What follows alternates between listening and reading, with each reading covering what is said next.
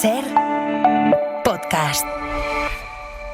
Estás escuchando el abierto de Hoy por Hoy. Cada día analizamos las noticias más relevantes de la actualidad, las claves políticas, económicas y sociales, con las voces de los protagonistas y los distintos puntos de vista de nuestros tertulianos.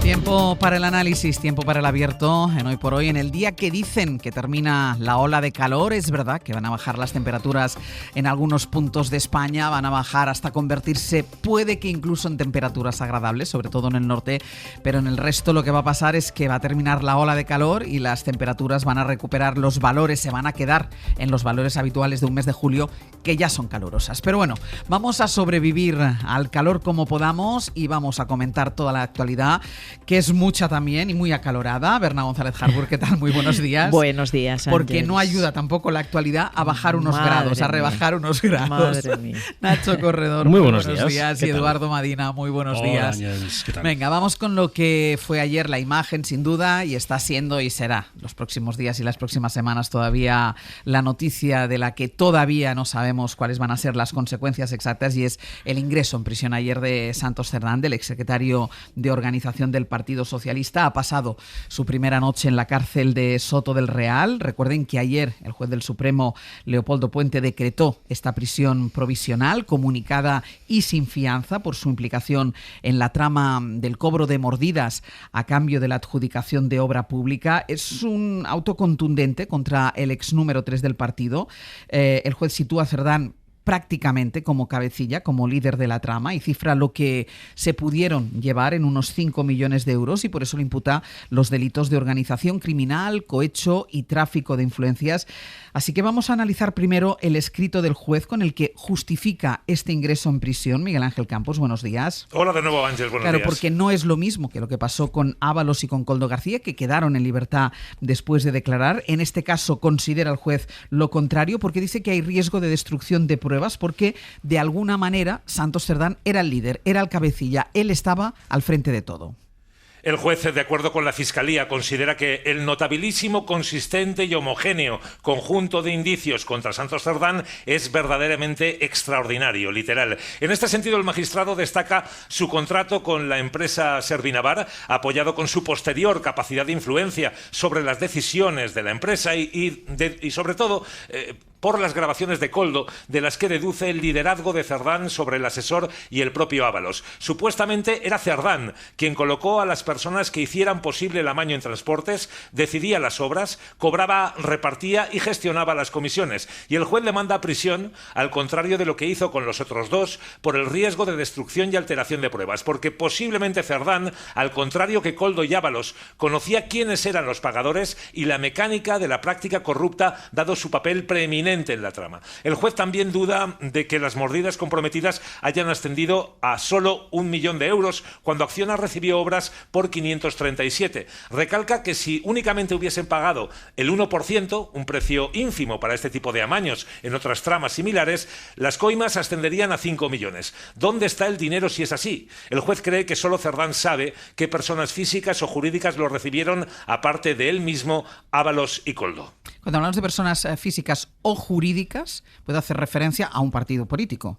Perfectamente es lo que se intuye también de esa aseveración, que de momento solo es una hipótesis, solo es una intuición, no aporta prueba alguna el juez, ni se ha aportado prueba hasta ahora en la investigación de que esto haya sucedido tal y como lo relata el magistrado. El juez ha mandado Campos a prisión a Cerdán después de haberle tomado declaración, lo pidió la Fiscalía y lo decidió el juez, que ocurrió en otros casos parecidos, que todos conocemos y que han ocupado horas y horas también de análisis, como por ejemplo con el extesorero del PP, Luis Bárcenas. Ángeles tardó 5 meses en ingresar en prisión desde que le fue descubierta su fortuna millonaria en Suiza. Nunca se registró su domicilio ni su despacho en Génova y se permitió que el PP destruyese sus ordenadores donde, según el tesorero, guardaba información clave sobre la caja B del PP. Y otra comparación. Imaginemos que Villarejo es Koldo, quien graba, y Cospedal es Cerdán, quien habla. Cospedal reveló a Villarejo obstrucción a la justicia y destrucción de pruebas con aquellas acciones contra la Gürtel y aquellas palabras de lo de la libretita habría que pararlo. ¿Qué pasó? Nada. Cospedal no es que no terminara en la cárcel, es que no fue ni procesada en la operación Kitchen. Y luego hay otro hecho también. El juez dice que debe ingresar Santos Cerdán en prisión por riesgo de destrucción o alteración de pruebas. Hace tan solo 10 días el magistrado rechazó la petición de las acusaciones populares de ese registro a Santos Cerdán, a su despacho o a su domicilio por riesgo o destrucción de pruebas, porque decía que ya con el tiempo que había pasado poco había que destruir en ese instante. Y ahora sí que enerva ese principio, el de destrucción o alteración de pruebas, para enviarle directamente a prisión.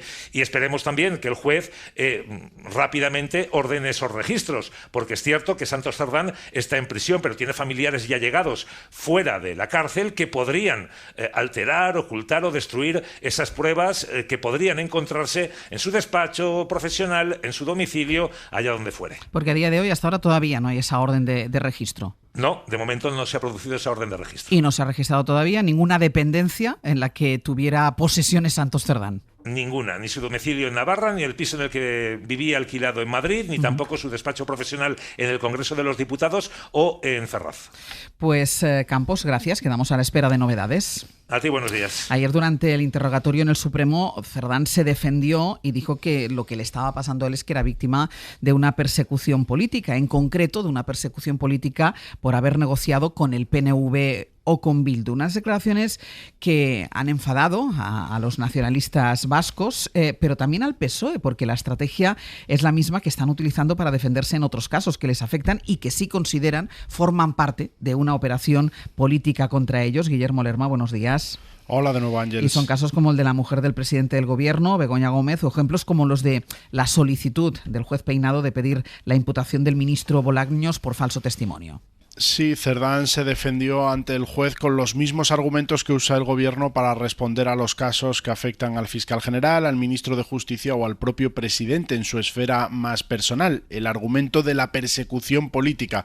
No dudó en señalar además a miembros del gobierno como Félix Bolaños para decir que él puede ser la siguiente víctima de esa cacería al haber negociado también acuerdos clave para la coalición. Hay fuentes del Ejecutivo que aseguran que su estrategia, además de nefasta, no tiene ninguna credibilidad, pero el hecho es que la declaración del ex número 3 ha generado un fuerte malestar en el PSOE, porque además de jugar con la credibilidad de parte de su discurso para responder al Supremo, el hasta hace 20 días secretario de organización del PSOE no dudó en involucrar también a los socios parlamentarios como el PNV, a los que Sánchez había dado la orden de proteger para no generar mayor inestabilidad. Con sus palabras, Cerdán irrita una pieza clave que es para el PSOE que pueda aguantar, una pieza como el PNV que es clave para que el PSOE pueda aguantar. Así que esa entrada en la cárcel y su declaración echan de nuevo por tierra el ánimo y parte de la estrategia diseñada por el partido a pocos días de la cita del Comité Federal, el primer hito marcado en el calendario para intentar salir de la situación interna en la que queda el PSOE. Aún así, en la Moncloa insisten en que esto no cambia la hoja de ruta, no habrá crisis de gobierno, cuestión de confianza o adelanto electoral. Eso se esforzaban en repetir ayer en el equipo del presidente, intentando encapsular todo en el marco del partido. Ayer el PSOE esperaba una declaración de trámite, se había preparado para digerir la imagen de su exsecretario de organización haciendo el paseillo hacia el Supremo, pero no el camino a la prisión, así que el PSOE vuelve al estado de shock, que es lo que generó todas las informaciones que apuntaron en un primer momento a Santos Cerdán. Guille, gracias. Hasta luego. Nacho, pensaba el Partido Socialista que nada les podía ya hacer más daño, es decir, después de ese informe de la UCO, después del shock que produjo, como decía ahora Guille, la imputación de Santos Cerdán, su declaración ante el juez, pensaba que ahí ya nada más podía pasar. El ingreso en la cárcel de quien fue el número 3 del Partido Socialista, persona de confianza de Pedro Sánchez, va todavía un paso más allá. Hombre, desde luego quien hasta hace 3 semanas era el secretario de organización, que para entendernos, el secretario de organización de un partido que gobierna, como el presidente y líder del partido está gobernando, el secretario de organización es, a efectos prácticos, el líder del partido, quien manda en el partido, quien tiene poder en el partido. Y desde luego es una imagen que forma parte ya de las fotos de esta legislatura y que van a quedar en la retina de muchas personas. Yo lo que me pregunto es algo que me pregunto desde hace días y desde luego después de ayer sigo haciéndome las mismas preguntas. ¿Tiene el presidente del gobierno la confianza del Parlamento? ¿Qué propósito tiene esta legislatura? ¿Lo tiene? Si la respuesta es negativa o confusa a las dos cuestiones, no sé qué perspectivas hay para los próximos meses. De hecho, si se considera que esa confianza no existe y por eso quizás se opta por no hacer una cuestión de confianza, hay hasta otros caminos antes de convocar elecciones, que es dimitir y es forjar una mayoría en el Parlamento. El Partido Socialista puede proponer a otro candidato y darle un propósito a esta legislatura. La realidad es que hace 1 año y medio el presidente del gobierno estuvo 5 días que llamó de reflexión, planteó un plebiscito interno a su organización y después de esa reflexión señaló que iba a impulsar un plan de regeneración democrática prácticamente sin antecedentes. Y la realidad es que 1 año y medio después no sabemos nada de ese plan de regeneración democrática. La legislatura ha tenido serias dificultades para poder avanzar y hoy la confianza que parecen tener los socios en el propósito de la legislatura está entre interrogantes. Si a lo que ha pasado las últimas semanas le añadimos la animadversión generalizada que había ya en los últimos meses, a lo que se suma ahora cierta confusión, cuando no desconfianza incluso de la mayoría social que sustentaba esta mayoría parlamentaria, la realidad es que no hay ningún escenario en el que imagino qué propósito puede tener desde hace unas semanas esta legislatura. Edu. Bueno, yo creo que ayer tuvimos una foto más de estas que yo creo que Nacho sugería, ¿no? La memoria visual de las entradas en prisión de distintos dirigentes políticos que a lo largo de los últimos 20, 30 años, no sé, hemos ido acumulando en nuestra retina y en nuestra memoria. Y yo creo que ayer desde mi punto de vista se cerró un ciclo del Partido Socialista, que nace con un proceso interno y que termina con un proceso electoral, con las contradicciones, confusiones y dudas que ahora de alguna manera apuntaba también Nacho Corredor y que yo comparto, con la entrada en prisión del secretario de organización del Partido Socialista, que sucede a la imputación formal del anterior secretario de organización del Partido Socialista, que es a quien sucedió en el puesto, que está muy bien definido, porque la Secretaría de Organización del Partido Socialista es el punto más importante de control político del PSOE a nivel nacional. Podría tener la equiparación cuando el PSOE está gobernando a una especie de CEO en una empresa. Es quien dirige todo, quien dirige la organización, quien dirige la administración, las finanzas, la acción electoral, los recursos humanos. No hay un acto en un territorio que se pueda hacer sin el permiso de la Secretaría de Organización, no hay una orientación de un matiz de una campaña provincial, autonómica, local, que se pueda hacer sin el OK, sin el sí y sin la aprobación del secretario de Organización. Así que estamos hablando del puesto político más importante que tiene el PSOE, ¿no? Para mí, como militante del Partido Socialista, es descorazonador comprobar que esto ha sucedido en la 5ª planta de Ferraz, que es donde está situada la Secretaría de Organización, el alto mando del PSOE, en cuyas faldas o a cuya sombra ha sucedido una trama de corrupción de estas características, ¿no? Si había alguna duda en alguien, y aun manteniendo todas las cautelas en términos de presunción de inocencia, es verdad que la entrada de ayer de un furgón en Soto del Real con Santos Cerdán dentro lo pone un poco más difícil y da esto que el juez decía, ¿no? Notabilísimo, consistente y extraordinario volumen de indicios y pruebas que recomiendan la entrada en prisión preventiva del que ha sido hasta hace 2 semanas secretario de Organización del PSOE. Yo cojo un poco ese eco del desasosiego que hoy recorre las federaciones del PSOE, los militantes del PSOE, los alcaldes del PSOE, honrados, dignos, ejemplares en el ejercicio de su labor, que asisten en televisión, escuchando la radio, leyendo un periódico, a lo que ayer sucedió, y es la demostración bastante evidente de que hay indicios notables, consistentes y extraordinarios de que hay una brutal trama de corrupción, de adjudicaciones y de dinero negro, de organización criminal, de blanqueo de capitales, de cohecho, de tráfico de influencias en el corazón mismo del poder del PSOE. Así que creo que es un tiempo de reflexión que alguien tendrá que enfocar y de conclusiones que alguien tendrá que sacar, pero es evidente que El PSOE es un partido con 1 siglo y medio de historia, ha salido de muchas a lo largo de esa historia, de muchas muy difíciles, mucho más que esta. Y yo estoy seguro que también sabrá salir de esta, pero desde luego no se sale solo y no se sale gratis. Se sale con decisiones difíciles, con decisiones de fondo y con decisiones de verdad que conecten con la verdad. No sé cuánto tiempo hay en política conectado últimamente, me refiero en España en general, con la verdad. Cuánto de realidad habita dentro del debate político y cuánto de ficción, de artificialidad, una cierta Netflixización de la política, ¿no? Giros de guión inesperados, narrativas distantes y alejadas de la realidad. Es tiempo de verdad y es tiempo de realidad y es tiempo de conectarte, identificarte con ella y tomar decisiones de fondo, porque creo que esas siglas con tanta historia, pues yo creo que se lo merecen, ¿no?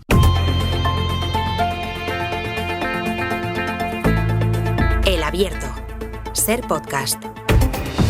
En el Abierto, Berna González Harbour, Nacho Corredor y Eduardo Almadina, hablando de las consecuencias para el Partido Socialista y de rebote para el gobierno del encarcelamiento ayer, prisión provisional comunicada y sin fianza para quien fue secretario de organización del partido, para Santos Cerdán, hombre de plena confianza del presidente del gobierno hasta hace apenas 3 semanas. Hablaba Berna, Edu, de un fin de ciclo para el Partido Socialista y decía él que era el momento de decisiones de verdad.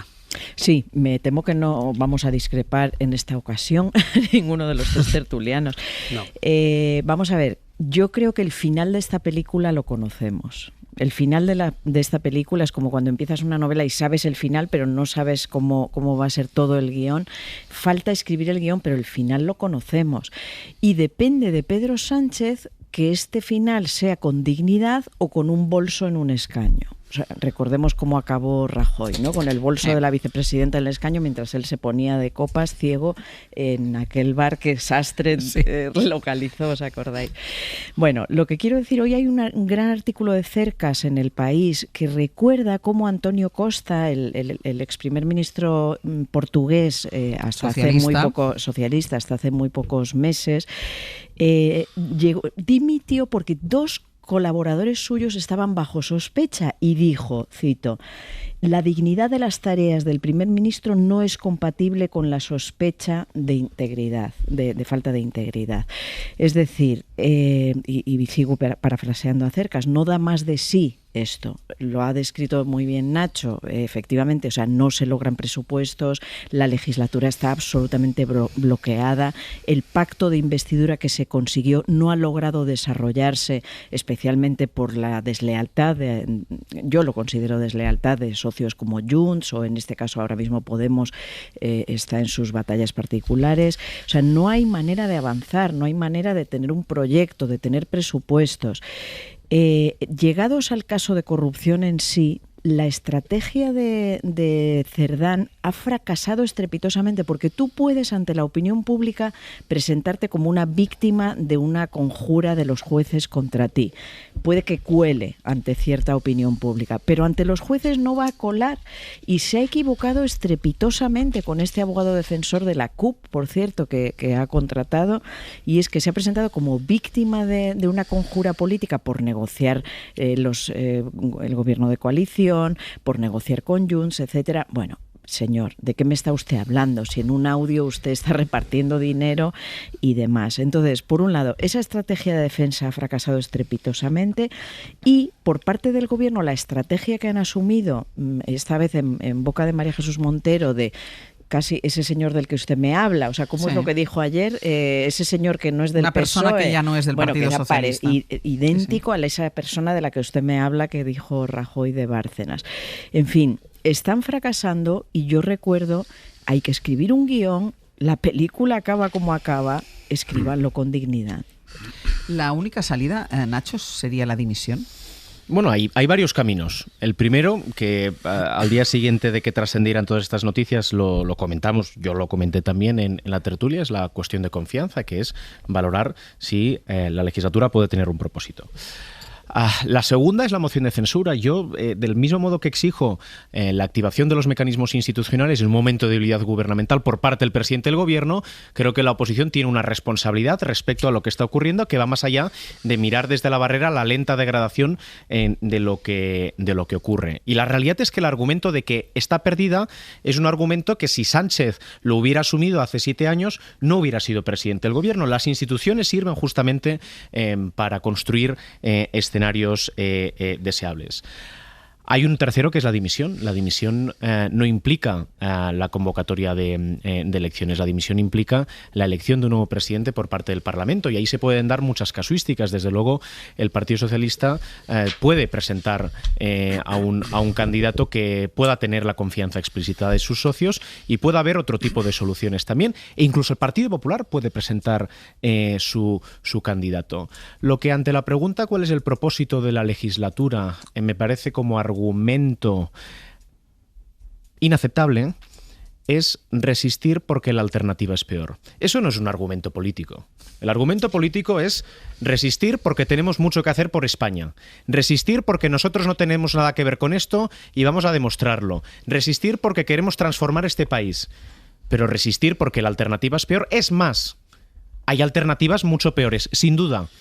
Pero también hay alternativas que tú puedes evitar en todo ese camino si efectivamente crees que hay alternativas mucho peores. Por eso, de entre el primer escenario y el último, hay una graduación que además dan el control al propio presidente del gobierno y al propio gobierno de cómo satisfacerlo, de cómo evolucionarlo, ¿no? Yo, si fuera en estos momentos el principal partido de la oposición, no solo presentaría una moción de censura intentando canalizar la insatisfacción, la desconfianza que hay respecto a lo que está ocurriendo en las instituciones, sino que si yo fuera el partido de la oposición, yo hoy convocaría elecciones en muchas comunidades autónomas. Edu. Pero Sí. Perdona, Edu, pero lo que me sorprende es que hay quien mira desde la barrera que todo se degrade, y hay quien resiste desde dentro viendo cómo todo se degrada. Edu. Sí, bueno, me cuesta la respuesta exacta a lo que hay que hacer, ¿no? Se aventura más Nacho y le escucho dado porque mucho de lo que dice coincido plenamente con él, igual que con Berna, pero yo diría que establezco dos elementos de preocupación, ¿no? El primero es el sistema democrático, y el segundo, en el que para mí es la pieza clave del sistema democrático. Soy militante del PSOE, lo interpreto desde ahí, creo que esa ideología, ese algoritmo ideológico del Partido Socialista es el que mejor interpreta esta democracia y nuestro modelo de sociedad. Por eso milito el partido y por eso un día aspiré al liderazgo hace ya más de 10 años, ¿no? Y me preocupa en ese orden, primero lo uno y luego lo otro. El primer elemento es el sistema. Yo creo que hoy ha muerto este discurso del lawfare, de los jueces contra la democracia, modelo Italia de los años 90, porque es evidente que hay causas judiciales abiertas, pero es evidente que hay ministras y ministros que no hay nadie haciéndoles lawfare. Carlos Cuerpo, Isabel Rodríguez, Margarita Robles, Luis Planas. Mucha gente no tiene ningún problema judicial porque probablemente no hay nada que tengan que ver con problemas judiciales. Los tiene Ábalos, los tiene Leire Díez, los tiene Santos Cerdán, los tiene Koldo García. Ese es el eje del poder político, digamos, que tiene problemas, y que uno de ellos anoche durmió en Soto del Real. Por tanto, intuyo que aquí muere el que para mí ha sido un mal elemento narrativo de un choque entre poderes, que ha alimentado una erosión por abajo de polarización entre poderes del sistema, que es muy negativo para nuestro sistema democrático. Espero que este argumento que ha muerto ayer deje de utilizarse, porque no lleva a nada. Y como mecanismo o estrategia de defensa de un abogado de la CUP en una sede judicial como es el Tribunal Supremo, me parece más que torpe, completamente inoportuno y enormemente desafortunado. Y el segundo, el PSOE. La pregunta es ¿cómo puede ser que personas como esta llegaran a puestos como este y tuvieran tanto poder durante tantos años? Y es verdad que no es un caso de un día. Parece que es una trama instalada en el tiempo, con corrupción estable y estructural a lo largo del tiempo, con mordidas, adjudicaciones, dinero negro, tráfico de influencias, cohecho, organización criminal, todo lo que allí el juez ve ayer en el Tribunal Supremo, tanto que determina que entre en prisión preventiva, el que ha sido hasta hace 2 semanas el secretario de Organización del PSOE, ¿no? Yo establecería esas dos prioridades y las respuestas van un poco en esa línea. ¿Qué hay que hacer para el sistema democrático no tenga una gran distancia social, es decir, que no genere mucha distancia a la sociedad con él, se corte pronto en forma de torniquete esta crisis. Y lo segundo, en el Partido Socialista exactamente igual, porque es un partido, en mi opinión, sistémico y fundamental del funcionamiento democrático en España.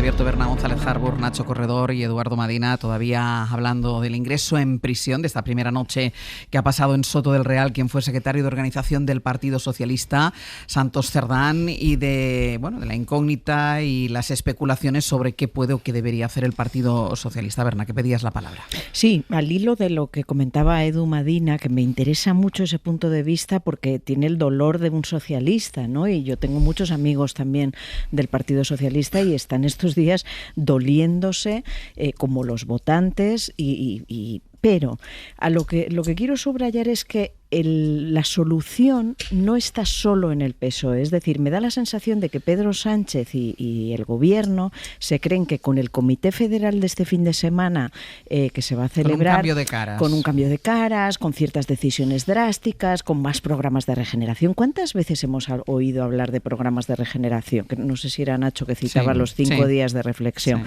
No es suficiente, aunque nos traiga el mismísimo, no sé, Zelensky aquí a combatir contra la corrupción, ¿no? No es suficiente. Hay muchas capas en las que se puede actuar, en las que se debe actuar, y desde luego creo que no están actuando por el momento. Una es el gobierno. ¿Por qué? Yo de verdad me planteo como ciudadana ingenua, igual me diréis, ¿por qué no dimiten algunos ministros? O sea, quiero decir, formar parte de un gobierno en el que ha albergado este nivel de corrupción y de un partido que tiene la corrupción metida hasta la quinta médula, pues es muy vergonzoso a día de hoy si se prolonga esta situación. El Congreso. ¿Qué está haciendo el Congreso? ¿Qué están haciendo los miembros del Congreso? Ya he citado al PSOE, pero ¿qué está haciendo el Partido Popular? Más que cacarear, yo también siento que falta la voluntad expresa de un plan de ruta para convertir esto en algo positivo para ellos o para la nación. Quiero decir, atrévete con esa moción de censura. Ya hemos conocido mociones de censura en este país, algunas esperpénticas como las de Vox desde mi punto de vista y otras como la de Felipe González, que perdiendo ganó. Y quiero decir que el señor Feijóo podría elevar ciertas propuestas a este país más allá de derribar el sanchismo y convencer a gente, si no para conseguir todos los votos necesarios, sí para conseguir al público que luego en unas elecciones lo consiga. Y luego el nivel de las comunidades autónomas. Nacho también lo subrayaba, la posibilidad de ciertas elecciones. Lo que pasa es que no creo que todas puedan convocar elecciones. Pero bueno, digamos que la mayor carga de la prueba no está en el PSOE, que también está en el gobierno y está en el Congreso con todas sus fuerzas. Nacho pide la palabra, pero déjame por ir introduciendo elementos y como señalaba el Partido Popular, también a los socios, al Congreso, en definitiva, sobre cuáles son los pasos a seguir. De entrada, el Partido Popular, que ya saben, ayer habló de imagen dantesca cuando describía la entrada de Santos Cerdán en la cárcel. Ana Fernández Vila, buenos días. ¿Qué tal, Ángel? Buenos días. Sabemos, a través de las redes sociales de Alberto Núñez Feijóo, que va a convocar o va a mantener contactos con los socios del gobierno para ver si activan algún tipo de movimiento. Sí, acaba de anunciar Alberto Núñez Feijóo en las redes sociales que le ha encargado ya a su portavoz parlamentario, a Miguel Tellado, que contacte con los grupos parlamentarios para comprobar, dice, si sus apoyos al gobierno siguen o no intactos. Ahora mismo son el único obstáculo, dice Feijóo, para que los españoles hablen y podamos reparar tanta decadencia. Eso decía el líder del PP en este mensaje, después de que ayer ya escucháramos a la todavía secretaria general de los populares, Cuca Gamarra, apelar de nuevo directamente a los socios. Todos los acuerdos para la gobernabilidad, empezando por la moción de censura, se fraguaron también desde una organización criminal. Por lo tanto, creo que es momento de conocer qué es lo que opinan todos aquellos que han respaldado este gobierno. Defienden en el PP que es insostenible que Sánchez siga en Moncloa. Creen que este nuevo giro de guión no solo es un salto cualitativo, sino que es un paso que acorrala ya, dicen, de forma definitiva al presidente. Y se agarran, de hecho, a los populares, ¿no? Como escuchábamos a Gamarra, precisamente a la estrategia de Cerdán ante el juez de presentarse como negociador clave de Sánchez para alcanzar y conservar la Moncloa. Si Sánchez es presidente, dicen, es gracias a Cerdán, y si cae Cerdán penalmente, creen que Sánchez debe caer políticamente, pero como comentábamos, por ahora se limitan a pedir elecciones y a elevar la presión sobre los socios. Señala el Partido Popular a los socios, entre estos socios aumenta la preocupación, y algo que tú comentabas ahora, Ana, hay cierto malestar entre alguno de ellos por esa estrategia de defensa de Cerdán, diciendo al juez que esto es una persecución política por haber negociado con algunos de ellos. Sí, la preocupación crece por minutos entre los socios y también, como dices, el enfado, ¿no? Por ese intento de Cerdán de usarles en su estrategia de defensa. Ninguno plantea a día de hoy sumarse a esa moción de censura que querría impulsar el PP, porque ninguno quiere elecciones ni que el PP llegue con Vox a la Moncloa, pero sí que admiten que su posición de apoyo al PSOE se complica, y mucho tras este último movimiento del juez, por la gravedad que supone la entrada en prisión del ex número 3 de Sánchez, por el temor, sobre todo, a no saber qué más va a salir, y por la decisión de Cerdán, ¿no? Como decíamos, de reivindicar ante el juez su papel como negociador. Desde el PNV o Bildu, por ejemplo, se apresuraron ayer a desvincularse del exsocialista y avisan de que, y desde Esquerra Republicana avisan de que la corrupción es una línea roja. Por su parte, Sumar ya ha anunciado que se va a personar como acusación popular y urgen al PSOE a tomar medidas. Es cierto que no se plantean salir del gobierno, pero sí avisan de que el escenario ha cambiado. Esto decía ayer Lara Hernández. Nos obliga, claro, a una reflexión, y con respecto a la decisión que se ha tomado, que caiga quien tenga que caer. Desde Fuera Podemos es quien más eleva el tono, como es habitual. Esto decía ayer Irene Montero. Yo creo que lamentablemente nos queda mucho por ver. Bipartidismo es corrupción. Insisten los morados en dar la legislatura también por muerta, pero ni con esas, nos dicen, unirían sus votos a la derecha. Ana, gracias. A vosotros. Vamos a hacer mención aparte a uno de los socios, que es el PNV, porque ayer, contando sus negociaciones con ellos, vinculó, Santos Cerdán, cuando le contaba al juez, vinculó a los nacionalistas vascos con el empresario, dueño de Servinavar, que es la compañía que la UCO señala como clave en esta trama de cobro de mordidas. Radio Bilbao, Isabel León, buenos días. ¿Qué tal, Egunon? Lo que dijo Cerdán es que el empresario guipuzcoano Anchón Alonso, vinculado a Servinavar, es quien influyó en el PNV para que apoyaran la moción de censura con la que Pedro Sánchez consiguió llegar al poder, aunque el partido lo niega por completo y están enfadados y acusan a Santos Cerdán de mentir en su declaración. Espero y deseo que no haya nada, dijo hace unas semanas el Lehendakari cuando anunció revisar 10 años atrás, justo cuando se creó Servinavar, todas las contrataciones realizadas. Obviamente preocupa lo que digan Ábalos y Koldo, pero sobre todo Cerdán, quien, no olvidemos, ha tenido un contacto muy estrecho con el PNV. Acordaos, por ejemplo, de ese caserío en el que Antonio Ortúzar facilitó el contacto de Cerdán y de Jordi Turull, por ejemplo. Así que en esta cuestión nadie termina de fiarse, visto lo visto. Fuentes gelchales desmienten cualquier mediación de Alonso en la decisión que el EBB tomó el 31 de mayo de 2018 reunido en Vitoria. Anchón Alonso no es afiliado, nos recuerdan, por tanto resultaría ridículo, dicen textualmente, que hubiera podido influir en la ejecutiva gelchale para tomar esta decisión. Eso sí, que no sea afiliado no quiere decir que en Sabin Etxea no conozcan al empresario. Cree el PNV que la estrategia de defensa de Cerdán se basa en la mentira. Admiten una única reunión con el exministro Ábalos y con Cerdán para escuchar y para explorar la posibilidad de apoyar la moción de censura, que el sí se decidió en el seno del EBB, nos dicen, de forma soberana, y rechazan por ello los intentos, aseguran, procedentes de diversos ámbitos de vincularles con el caso Cerdán. Isabel, gracias. Un abrazo. Nacho. Bueno, yo quiero seguir al hilo de una reflexión que hacía antes Eduardo Madina sobre las consecuencias que tiene lo que está ocurriendo para el conjunto del sistema democrático, y que la prioridad debe ser la protección del propio funcionamiento del sistema democrático. La virtud de la moción de censura que presentó Pedro Sánchez hace 7 años fue justamente que a través de la alternancia se regeneró la vida pública española ante la sensación generalizada de que la corrupción estaba instalada en el conjunto de la política. Era una de sus principales virtudes. Y justamente por eso todo lo que estamos viendo cuestiona el ADN a través del que se construyó esa legislatura. Totalmente. Y creo que justamente por eso, por las virtudes que tuvo y por las virtudes que han tenido los últimos 7 años, la resolución política a esta crisis debe hacerse desde la misma lógica de intentar que el sistema democrático no salga dañado como consecuencia de las actuaciones de estas personas. Yo insisto de nuevo en plantear una pregunta que de momento no tiene respuesta, y eso es inquietante. ¿Cuál es el propósito de la legislatura?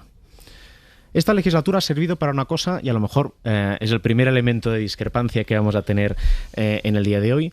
Esta legislatura ha servido para que en Cataluña haya una mayoría no independentista a través del cierre de una política en relación a la crisis constitucional territorial de nuestro país, que ha sido la ley de amnistía. Yo lo reivindico, yo lo defiendo. Ha servido para eso. ¿Para qué más ha servido esta legislatura? Y sobre todo, ¿para qué más va a servir? En la situación actual de debilidad del gobierno, hay quien probablemente se plantee que la lógica de obtención de la confianza de los socios ante esta crisis sea a través de una transacción presupuestaria. Y es probable que en estos momentos, si los socios quieren, pueda haber unos presupuestos, entre otros motivos, porque es el momento de mayor debilidad del gobierno.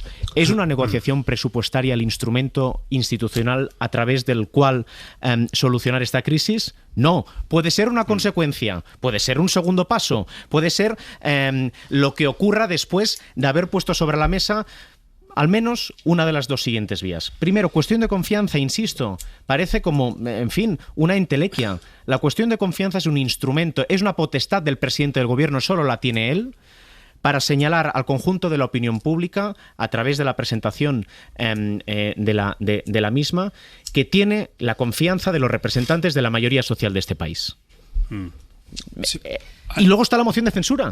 Edu. La moción de censura es el intento de la oposición, como hizo Pedro Sánchez hace 7 años, de intentar demostrar que el sistema democrático tiene mecanismos para ofrecer alternativas. Y puede ganar o puede no ganar, pero inhibirse de la responsabilidad de presentarlo creo que es contribuir a ver una degradación que España no se merece. Edu.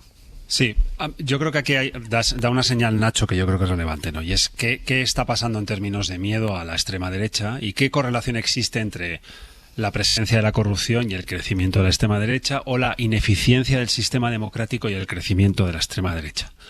Los procesos políticos en Europa nos enseñan que existe tanto correlación como causalidad.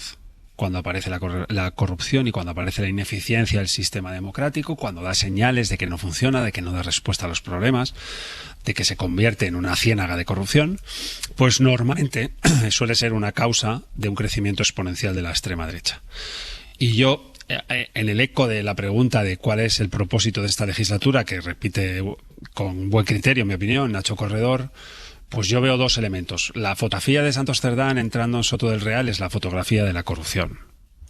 Con toda la presunción de inocencia del mundo, pero está en la cárcel porque alguien ve que hay indicios y pruebas contundentes, extraordinarias, etcétera, como decía antes Miguel Ángel Campos, que recomiendan su entrada en prisión. Y segundo, 2 presupuestos generales del Estado que se prorrogan una y otra vez, y no sé si 150 votaciones perdidas por parte del Grupo Socialista y del Gobierno en lo que va de legislatura, dan una cierta señal de que la legislatura no está produciendo grandes avances, ni presupuestarios ni legislativos. Lo cierto es que bajo radar, 1 de cada 4 ciudadanos y ciudadanas en España que tienen entre 18 y 25 años ya elige a Vox como primera opción. Y lo cierto es que ya se sitúa en la media de todas las encuestas y en las que hemos conocido en estos días alrededor del 14-15%, es decir, en el entorno de los 45-50 diputados. Normalmente la corrupción y la ineficiencia del sistema son vientos de cola en las velas de partidos como Vox.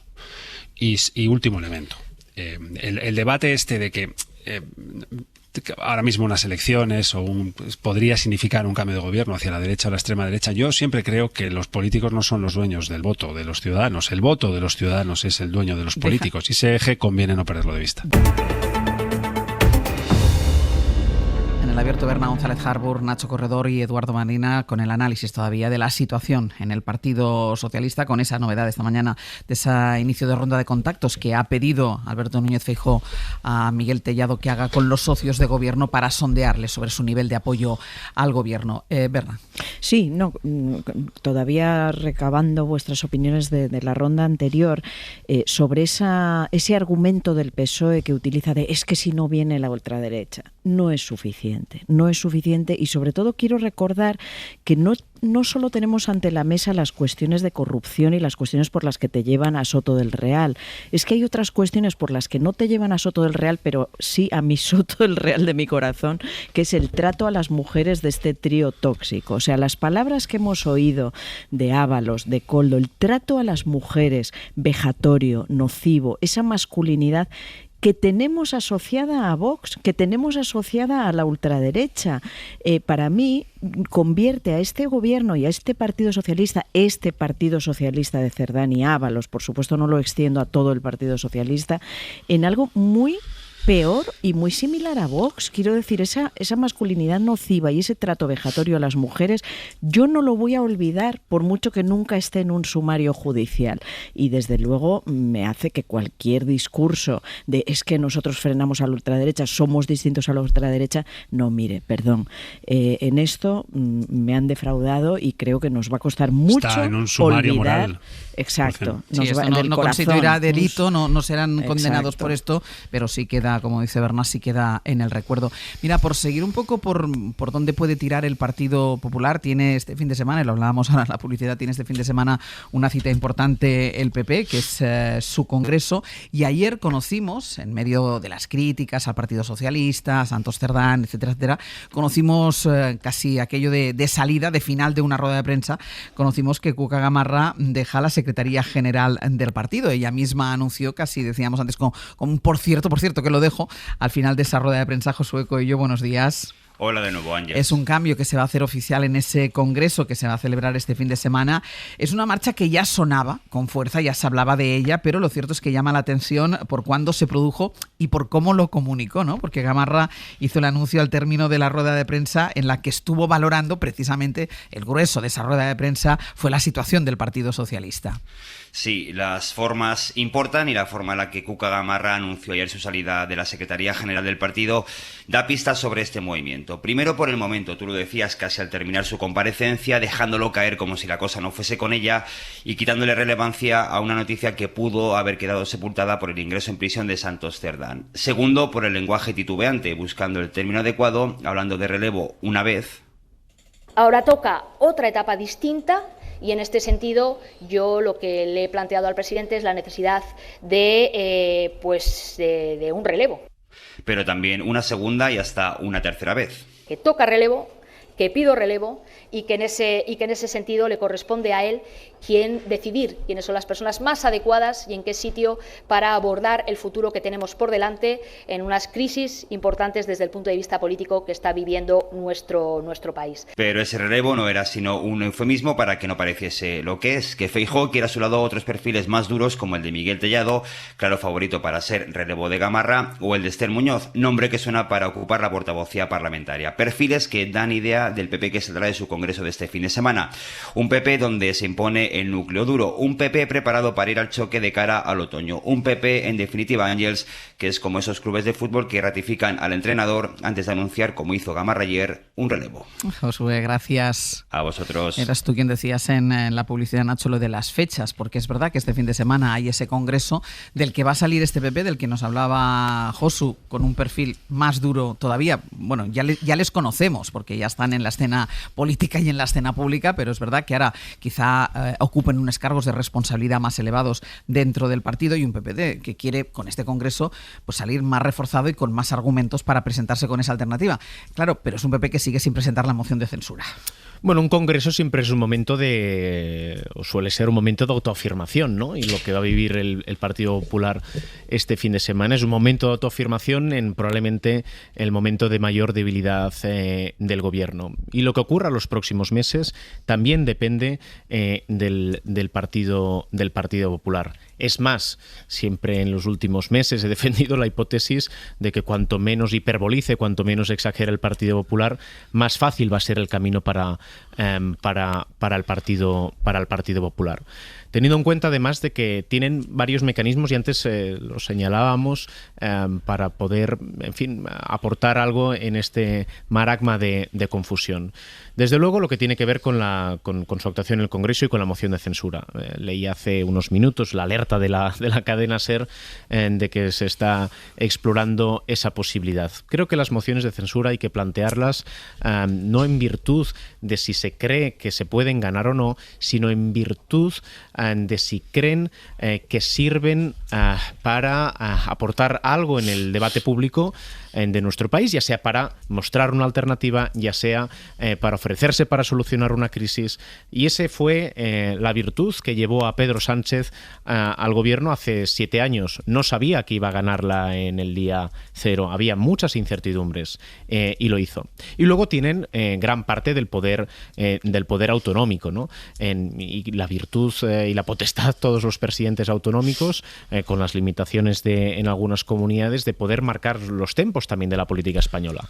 Por ejemplo, anticipando no elecciones y, por tanto, pudiendo alterar el debate público. Más aún cuando la política autonómica y nacional está más entrelazada que nunca, entre otras cosas por decisiones que ha tomado Pedro Sánchez, porque hay, creo que son 5 candidatos del Partido Socialista que son a su vez ministros. Con lo cual esto todavía da más capacidad al Partido Popular de interrelacionar y de tener un papel en esta crisis que en estos momentos está por ver cómo se soluciona. Sí, el riesgo es el de la ultraderechización y el populismo, ¿no? Ayer había una encuesta, no sé si era del Mundo, digo de memoria, que a quien daba de beneficiario de esta crisis es a Vox. Es decir, Vox es el que más se dispara en las encuestas.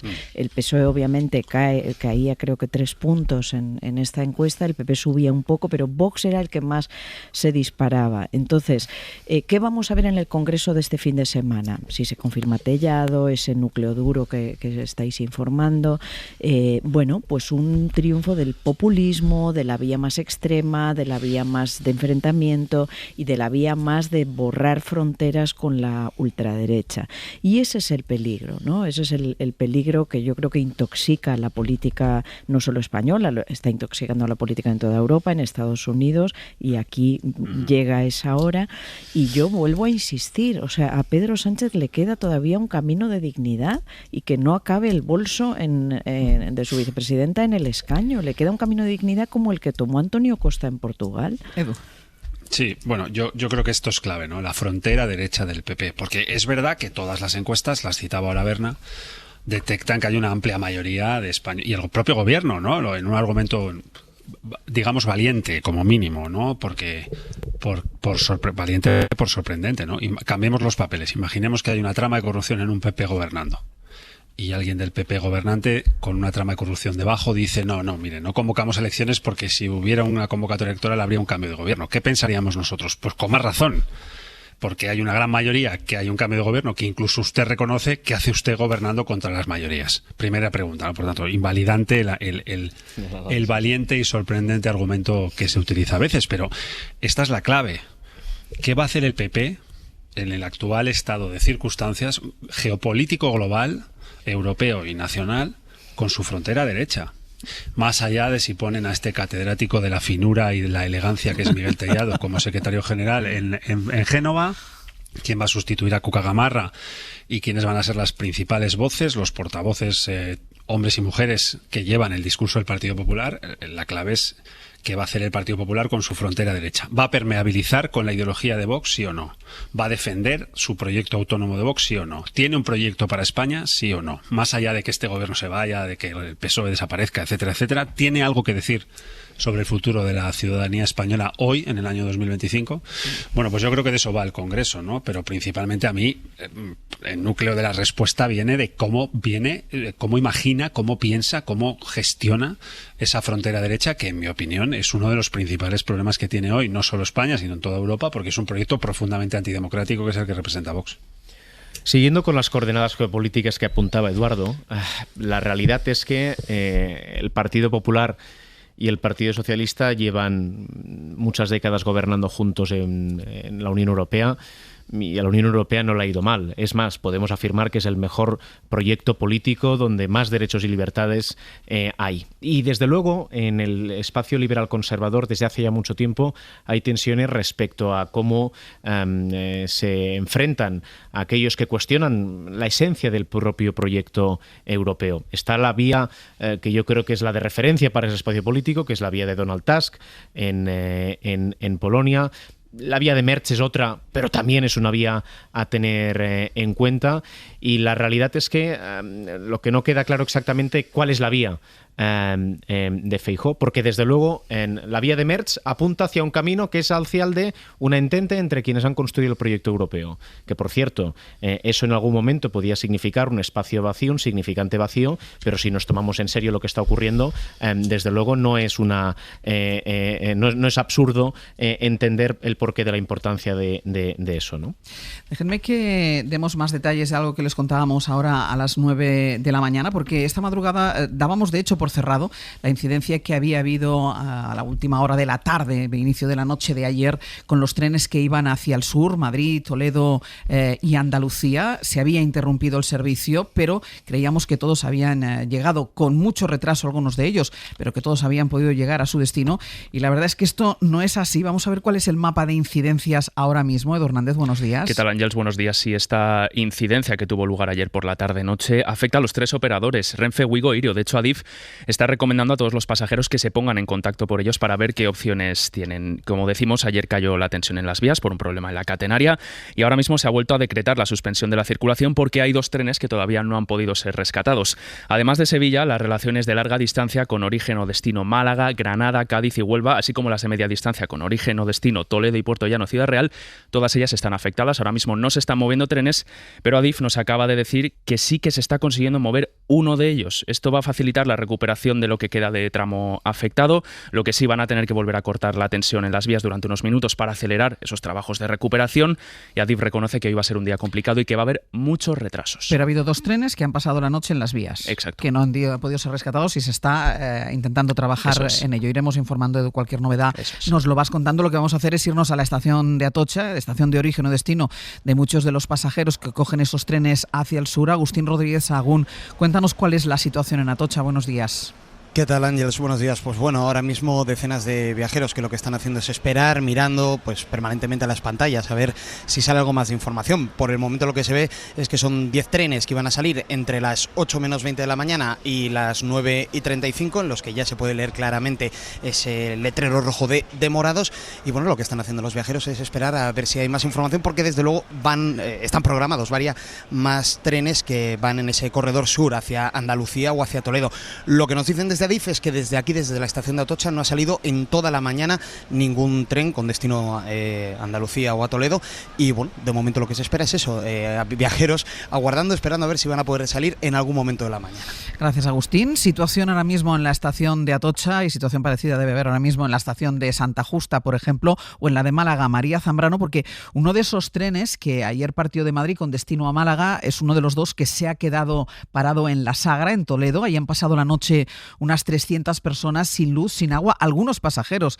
De hecho, después de unas cuantas horas decidieron irse andando esta mañana hasta el pueblo más cercano, que está a 4 kilómetros, Málaga. Jesús Sánchez, buenos días, cuéntanos. Hola, Ángeles, buenos días. Pues en estos momentos el personal de Renfe está suministrando algunas botellas de agua, algo de comida, pero no saben exactamente cuándo podrán retomar ese viaje con destino a Málaga, a María Zambrano. Como decía, salieron ayer a las 8 de la tarde desde la estación madrileña de Atocha. Incluso un concejal del propio Ayuntamiento de La Sagra esta madrugada ha traído algunos alimentos para estos pasajeros. Cumplen ya 13 horas atrapados. El problema es que sigue sin haber, por lo que les dicen a estos pasajeros, un tren, un alta velocidad que remolque las unidades paradas. Ya ha habido un par de ambulancias que se han llevado a algunos pasajeros. Como decías, no tienen agua, no tienen comida, están prácticamente sin batería en el teléfono móvil.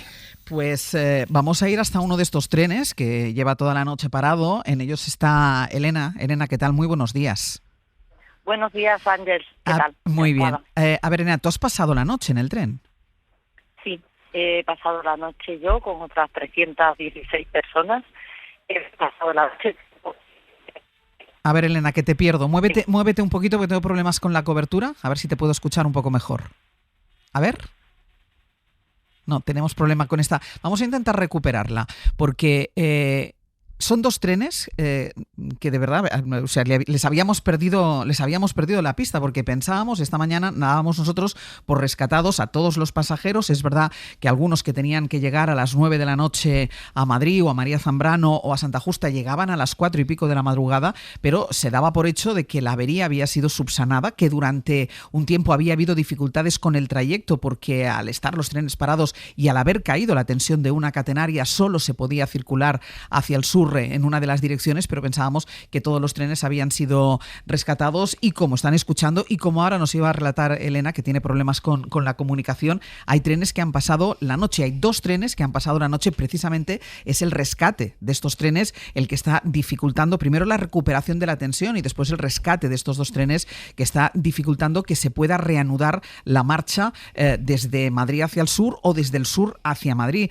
Recuerden que dice Adif que de momento no sale ninguno de los trenes en ese corredor, que se va a tardar en recuperar la normalidad y que cuando se pueda recuperar va a haber muchos retrasos. Y es una advertencia para todos aquellos que tengan que ir a la estación a coger alguno de estos trenes, que primero consulten, que primero miren, que primero llamen y luego vean a ver qué tienen que hacer, porque nos decía también nuestro compañero Agustín que está en Atocha, donde ya hay muchísimos pasajeros que se agolpan frente a las pantallas para ver si su tren ha salido. Vamos a ver si podemos recuperar esta conversación que manteníamos con una de las viajeras afectadas que está en uno de estos trenes. Si no, seguimos en el abierto con el análisis de lo que tenemos que hacer, que precisamente era irnos a Sevilla, porque es allí donde se está celebrando la cumbre de la ONU. Mientras intentamos recuperar esta comunicación, nos vamos hasta Sevilla. Victoria García, ¿qué tal? Muy buenos días.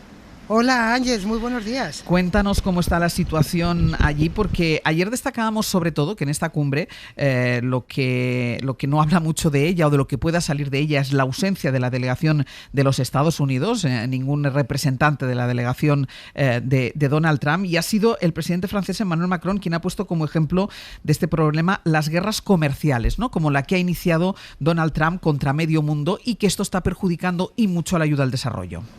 Claro, Ángeles, porque si tienen que dedicar dinero a esa guerra comercial, a cubrir los aranceles, a las guerras también militares que hay en marcha, a defenderse más y mejor, pues no queda dinero para otras cosas. Sería un poco el resumen. Estas cumbres de la ONU tienen de bueno que sirven para denunciar las necesidades de las sociedades menos favorecidas. Mayormente lo que hemos visto aquí, africanas y latinoamericanas, reclaman más ayuda para proyectos, para solventar la enorme deuda externa que les come los pocos recursos que tienen, para temas educativos, sobre todo para temas sanitarios.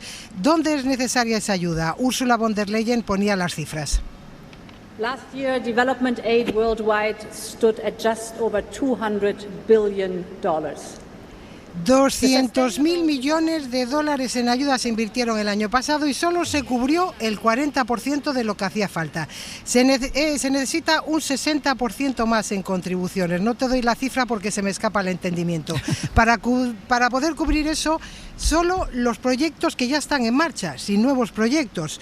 Y hoy ya aquí se han ido algunas delegaciones, por ejemplo la de Mali, el rey también se ha ido.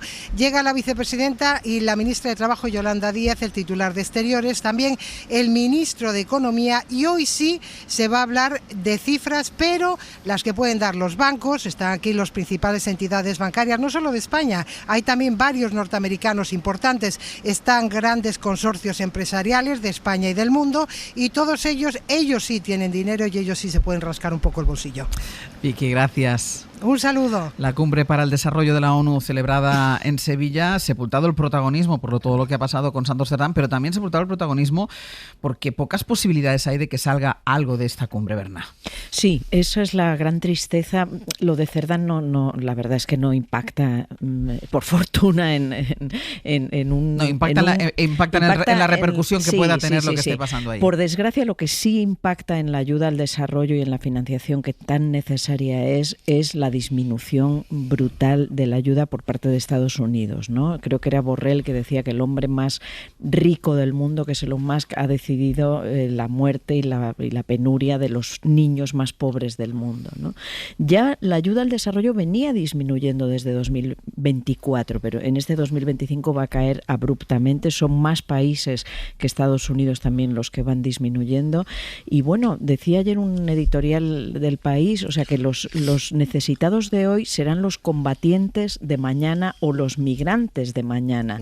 Es decir, si creemos que podemos encapsular la realidad de estos países, mirar para otro lado, ignorar sus sufrimientos, nos equivocamos, porque aunque solo fuera desde un punto de vista pragmático, nos va a repercutir. Estamos en un mundo global, el calentamiento provoca la pobreza ya exacerbada de muchas de esas poblaciones, y todo nos va a llegar a nuestras costas, y nos va a llegar en forma de muerte, en forma de necesidad, en forma de exacerbación de la ultraderecha, en fin, no muy buenas noticias. Edu. Sí, por eso, por lo que dice Berna, y por contracíclica que parezca esta cumbre en Sevilla, en esta era de la crueldad, que hombres fuertes que mandan mucho y saben mucho y ordenan matar mucho, Netanyahu, Putin, Trump, han decretado una era de la crueldad aparentemente incompatible con la era de la solidaridad, ¿no? Hubo un momento de esperanza en el cual aquel viaje hacia a la doctrina de Monterrey, los objetivos de desarrollo del milenio, parecía posible que a través de una narrativa de cooperación y de solidaridad era posible acercar las condiciones de vida de un norte desarrollado y un sur de países empobrecidos, ¿no? Y creo que este tono contracíclico que tiene esta cumbre le dota de mayor valor, porque poner en valor hoy el sistema multilateral de la ONU y la cooperación internacional en un mundo en el que no está de moda, porque están de moda las guerras, los cohetes, la financiación de otro tipo de ideas, pues a mí me parece que bienvenida sea, ¿no? Ojalá de esta cumbre salga aquello que muchos esperamos, y es un giro en los vientos del ciclo y sea de nuevo una era de solidaridad. Nacho. No, en este contexto es donde adquiere mayor relevancia lo que significa la reivindicación de la Unión Europea y la lógica que ha llevado a la Unión Europea a ser el espacio político que es. Lo vimos también hace unos días. Y también es, en fin, gracioso no sería lo más preciso, es llamativo como pues en este caso Macron está intentando, dado que Sánchez fue quien polarizó la semana pasada con Donald Trump, Macron en esta cumbre lo ha intentado hacer y contraponer modelos. La realidad es que entre Sánchez, Macron, Donald Tusk o Merz hay un hilo conductor, y es que representan esa lógica de cooperación y de multilateralismo y de defensa de las democracias liberales, que en estos momentos está tan cuestionada y que en el fondo hila tanto y tan bien en relación a todo lo que hablábamos anteriormente. ¿Por qué es importante mantener la confianza en las democracias liberales? Para que no se abra paso justamente quien cuestiona las bases sobre las que hemos funcionado durante mucho tiempo. ¿Por qué es importante reivindicar la necesidad de que los Macron, los Merz, los Sánchez de toda la Unión Europea tengan capacidad no solo una lógica macro, sino una lógica micro en la política diaria, de tejer en diagnósticos compartidos y de construir un camino que defienda lo que significamos en términos de derechos y libertades? Porque no es que la alternativa no es que sea una abstracción, una entelequia, algo que somos incapaces de visualizar. Está aquí, tiene cada vez más poder, está en el corazón de alguna de las democracias más importantes del mundo, como son los Estados Unidos, y si la Unión Europea y sus dirigentes y los ciudadanos no tenemos la capacidad de exigirles salvar un camino propio y mantener y reivindicar las virtudes de lo que se ha construido durante los últimos 50 años, pues probablemente nos dirijamos hacia caminos que justamente en la Unión Europea nació para querer volver a que existan, ¿no? Hay una última cosa que todavía quiero poner sobre la mesa, vamos a tener poco tiempo para comentarla, pero es que la actualidad va a tal velocidad que, por ejemplo, algo que hubiera abierto a lo mejor hoy el informativo está casi para cerrarlo, que es esa primera jornada de huelga de jueces y fiscales. Son unos paros convocados por las asociaciones conservadoras contra las reformas propuestas por el ministro Félix Bolaños. Es una huelga convocada para los próximos próximos días, hasta el jueves, y es la primera de las jornadas de este paro. Pedro Jiménez, buenos días. ¿Qué tal, Ángeles? Buenos días. El motivo de la huelga, decías que las asociaciones consideran que los cambios del Gobierno en el acceso a la carrera judicial y a la Fiscalía atentan contra la independencia de este poder, exigen al Ejecutivo que ponga freno a esos cambios y que se reúna con representantes del Poder Judicial para negociar futuras modificaciones. Pero eso parece imposible porque estas medidas, dice el Gobierno, son imprescindibles para modernizar la justicia. 8.000 jueces y fiscales están llamados a la primera de las 3 jornadas de huelga convocada por todas las asociaciones, salvo las 2 progresistas, contra la ley Bolaños de acceso a la carrera judicial y contra la reforma del Estatuto del Ministerio Público que entrega la dirección de las investigaciones penales al fiscal. Ha habido 5 paros y huelgas anteriores a esta, Ángeles, pero ninguna como esta, lo que da una idea de la lucha de poderes de la que hablabais antes en el abierto con Eduardo Madina. Los convocantes advierten de que la ley Bolaños, tú lo decías, es un ataque a la independencia judicial porque prima el sesgo ideológico, y en el caso de la reforma de la Fiscalía subrayan que sí, que se aumenta el poder del fiscal general de cara a las investigaciones penales, pero no se incluyen medidas que potencien su independencia y su autonomía frente al Gobierno. El Consejo del Poder Judicial ha advertido de que no hay base legal para esta huelga, pero los convocantes han fijado servicios mínimos y han establecido canales confidenciales para que los jueces y fiscales que se sumen a la huelga lo puedan hacer sin, exponerse públicamente a ello. Pedro, gracias. A vosotros. No sé si este enfrentamiento entre poderes, la solución, muy breve, Edu, es la huelga convocada para hoy. No lo parece. Yo creo que son ciclos más bien de acuerdo y diálogo entre partes, ¿no? Asociaciones judiciales.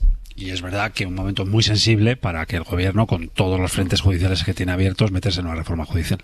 Pues dejadme que cerremos el abierto con... he intentado hablar con Elena, una pasajera de ese tren que ha pasado, de uno de los 2 trenes, insisto, que ha pasado la noche sobre las vías sin ser rescatado. Algunos de los pasajeros nos comentaban desde Málaga, porque era uno de los 2 trenes, hacía el trayecto Málaga-Madrid.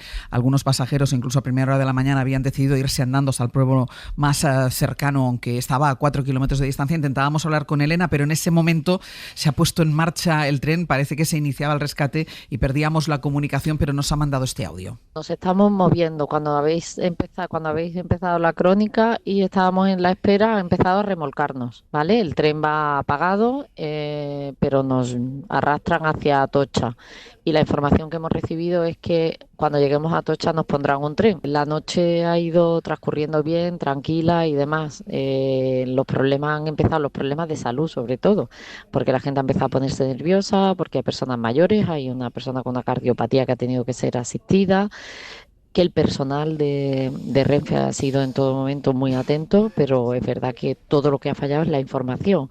La primera explicación era un fallo de la catenaria y solamente teníamos un tren delante, luego eran ya 2 trenes por delante y 2 trenes por detrás, luego era que nosotros nos iban a dar prioridad para remolcarnos, pero no, luego vimos circular durante toda la noche trenes en la vía paralela en doble sentido, unos iban a Madrid, otros iban a Sevilla, pero nosotros hemos seguido quedándonos allí toda la noche, en ningún momento se ha priorizado sacar a las personas que estábamos tiradas en la vía. Entiendo que se ha preferido tener a mucha gente un poco enfadada que a poca gente se ha preferido tener a poca gente muy enfadada que a tener mucha gente un poquito enfadada. Es la crónica, podríamos decir, una gran crónica sí. de una pasajera de uno de estos trenes, de Elena, quien agradecemos que nos haya contado cuál es la situación. Trenes que empiezan a ser remolcados, que han pasado la noche sobre las vías, y recordemos que ahora mismo está interrumpido el servicio de alta velocidad entre Madrid y el sur, Toledo, Málaga, Sevilla.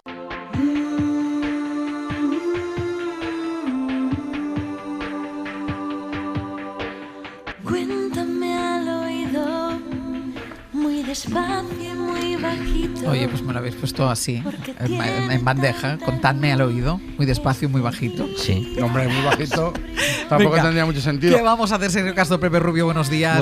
¿Qué vamos a hacer a partir de las 10? A partir de las 10 tenemos Comando Norte, como todos los martes, con el gran Nacho Carretero y la gran Aitana Castaño. Vamos a estar contándonos cosas al oído, vamos a cuidarnos los oídos. Importante. Ahora que viene una época en la que hay mucha exposición, mucha piscina, mucho viaje en avión. Bueno, vamos a hacerlo con el doctor Ignacio Alcalá, que por cierto, aparte de experto, es sordo de un oído. A lo mejor por eso se hizo experto. Quizás por eso, nos lo va a contar esta mañana. Bueno, pues mis experiencias con Chema Rodríguez a partir de las 10:30. Esta mañana vamos a conocer en Benidorm a Antonia, tiene 75 años. Con 15 montó una galería de arte y con ella vamos a vivir la transformación de una ciudad, del pueblo pesquero que empezó siendo, a la urbe que es en la actualidad. Qué bueno. ¿Qué más? Nos metemos en el jardín con Eduardo Barba, como todos los martes, y como todos los martes ya pueden estar llamando al 900-100-800, 900-100-800, ojo que se agotan ya las consultas porque nos quedan 2 semanas. Sí, pero que Eva y Ter Estena, mira, están ahí las dos, tiqui, a ver si no van a coger el teléfono. No, ya cogen consultas a Eduardo Barba en el 900-100-800. Y los temas de hoy con Eduardo van a ser el riego en verano, que están las pobres plantas como Carmen Maura en la ley del deseo. Riégame, ¿no? Pues están así en ese plan. Una de las mayores amenazas del rosado, vamos a hablar también ella, que es la falsa oruga y las plantas olvidadas. Y vamos a terminar con 15 minutos de fama, la sección preferida de Eduardo Madina, pilotada por Martín Bianchi. Hay 2 grandes listas siempre, una es la de la selección española y otra es la de los morosos de Hacienda. Vamos a hablar de esta última, de algunos famosos que están convocados, como Bertín Osborne, Isabel Pantoja, como por ejemplo Paz Vega. Además vamos a echarle un vistazo a cómo fue la boda en Venecia de Jeff Bezos, que creo que nos invitaron. No nos invitaron. Bueno. Tú porque estabas de vacaciones, pero nosotros que trabajamos no nos invitaron. Lo dejamos aquí, Berna González Harbour, Nacho Corredor, Eduardo Madina. Hasta la semana que viene. Adiós. Para no perderte ningún episodio, síguenos en la aplicación o la web de la SER, Podium Podcast o tu plataforma de audio favorita.